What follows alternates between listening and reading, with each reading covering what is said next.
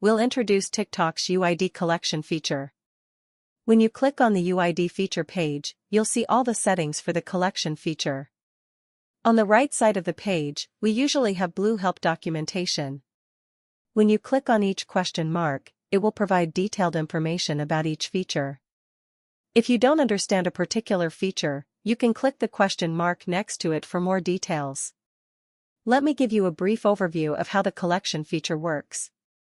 The collection feature mainly collects TikTok user data information or performs operations like following or sending direct messages to collected users.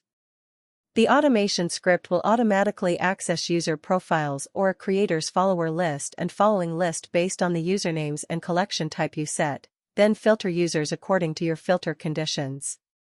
Only when users meet the filter requirements will it perform operations like following or sending direct messages, or save user data. Once the set tasks are completed, the script will automatically stop executing. Now let's go through each feature on the page in detail. First is the username settings. You can choose between input mode or file mode. If you choose input mode, you can directly enter the TikTok usernames you want to collect in the text box.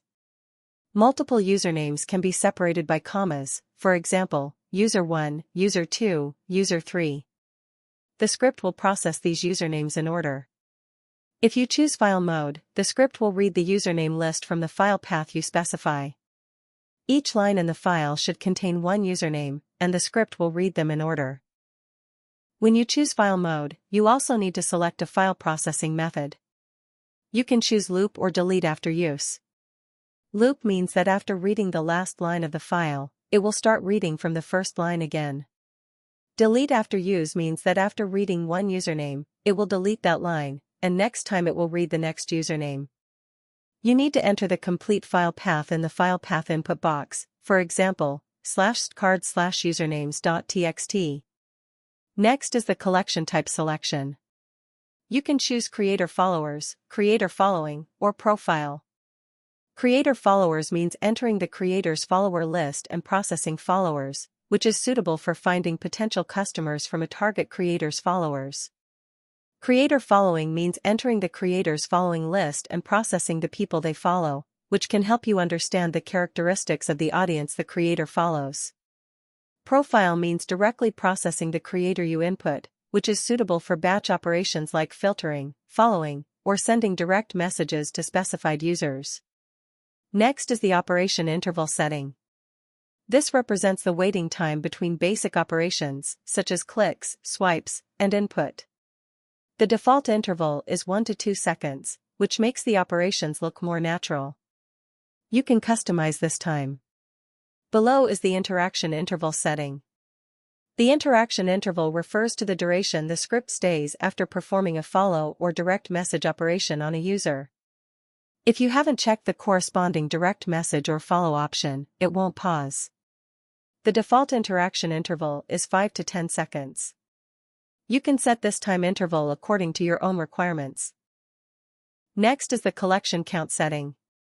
If you check the collection count option, you can set the number of users to collect, for example, set it to 100 users. Once this number is reached, the script will automatically stop executing. It's important to note that if you're only sending direct messages or following, you don't need to check the collection count, because direct messages and follows have quantity limits, and the script will automatically stop based on these limits. Below are the filter condition settings. After you check the filter condition option, you can filter by follower count and following count according to your needs. You can set a follower count range, for example, 1,000 to 50,000 followers. Only accounts with follower counts within this range will be filtered. You can set a following count range, for example, 100 to 5,000 following. Only accounts with following counts within this range will be filtered. These filter conditions can help you find users that better match your target audience. Soon, we will also add AI filtering features for gender and age. When you see this video, it may already be implemented. Next are the follow and direct message operation settings. Please note, this is crucial.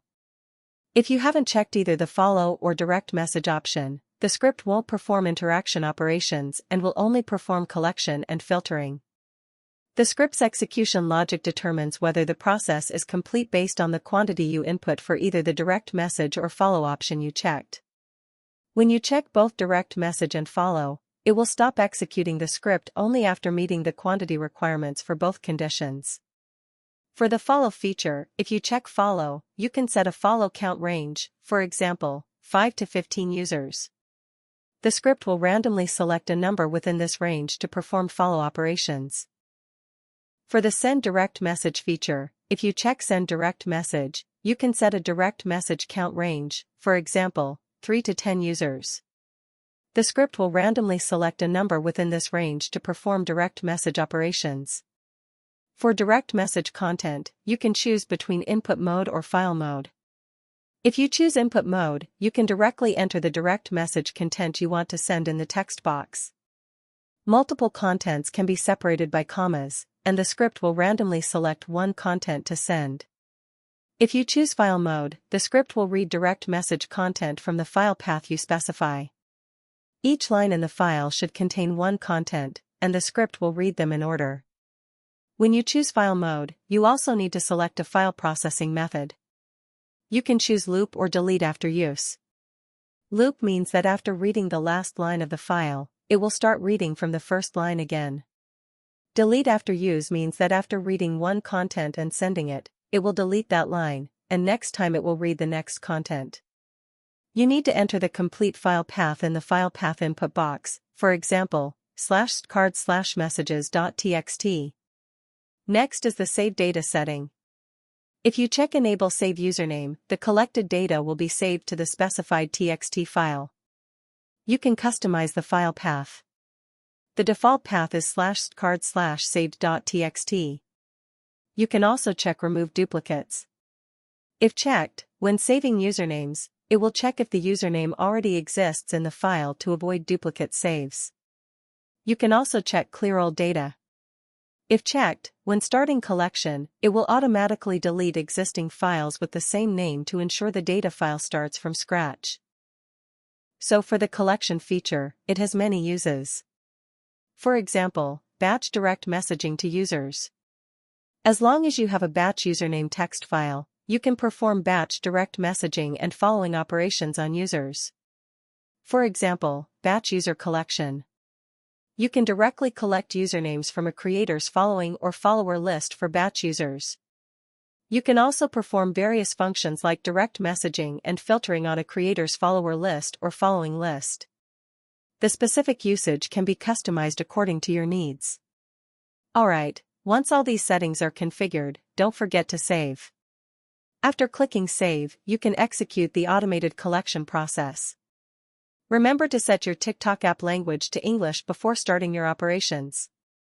For the following demo video, we'll randomly set some values. Due to time constraints, we may set the operation interval and interaction interval very short.